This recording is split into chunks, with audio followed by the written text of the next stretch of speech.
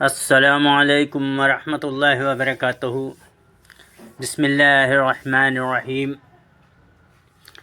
آزمائشوں، مصیبتوں اور مشکل حالات میں چند روشن رہنما اصول۔ نمبر 1، اللہ کے ساتھ صبر اختیار کرو۔ مصیبت آئے تو فوراً استرجع ان للہ و انا الیہ راجعون پڑھو تاکہ اللہ کی رحمت اور ہدایت حاصل ہو، جیسا کہ اللہ نے فرمایا ہے کہ الذین اذا اصابتهم مصیبۃ قالوا ان للہ و انا الیہ راجعون اولئک علیہم صلوات من ربہم ورحمۃ واولئک هم المہتدون۔ نمبر 2، اللہ کے بارے میں بدگمانی مت کرو۔ ممکن ہے یہی مصیبت تمہارے گناہوں کا کفارہ ہو اور درجات کی بلندی کا سبب بنے۔ حدیث میں ہے کہ میں اپنے بندوں کے گمان کے مطابق ہوں۔ نمبر 3، اپنے نفس پر بدگمانی کرو، یعنی یہ سمجھو کہ اصل بگاڑ اور سرکشیاں نفس کی طرف سے آتی ہیں۔ اپنے آپ کو ملامت کرو کہ یہ سب میرے اپنے گناہوں اور کوتاہیوں کی وجہ سے ہوا ہے، میں اپنے رب کے سامنے قصوروار ہوں۔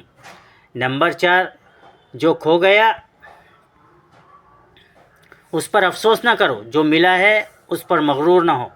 اللہ تعالیٰ فرماتا ہے کہ لِكَيْ لَا تَعْسُوا عَلَى مَا فَاتَكُمْ وَلَا تَفْرَحُوا بِمَا آتَاكُمْ۔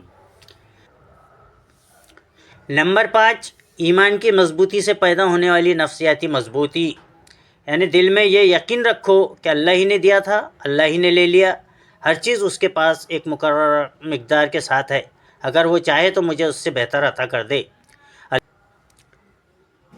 نمبر 6، اللہ سے عافیت مانگو، دعا کرو کہ اللہ تم پر اپنی نعمتیں برقرار رکھے اور انہیں تم سے دور نہ کرے، جیسے وہ آسمان و زمین کو قائم رکھے ہوئے ہے۔ نمبر 7، موجودہ نعمتوں پر نظر رکھو، کھوئی ہوئی نعمتوں پر نہیں، جیسا کہ عروہ بن زبیر رضی اللہ تعالیٰ عنہ نے اس وقت کہا جب ان کی ٹانگ کاٹی گئی اور ان کے کئی بچے فوت ہو گئے۔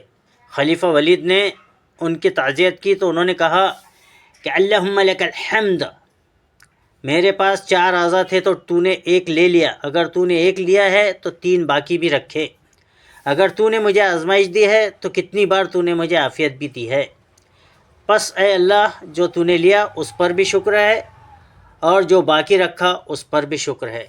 اللہ تعالی ہمیں ہر حال میں صبر اور شکر کی توفیق دے۔ اللہ تعالی ہمیں جب تک زندہ رکھے توحید پر زندہ رکھے، اور جب ہمارا خاتمہ ہو تو ایمان بالخیر ہو۔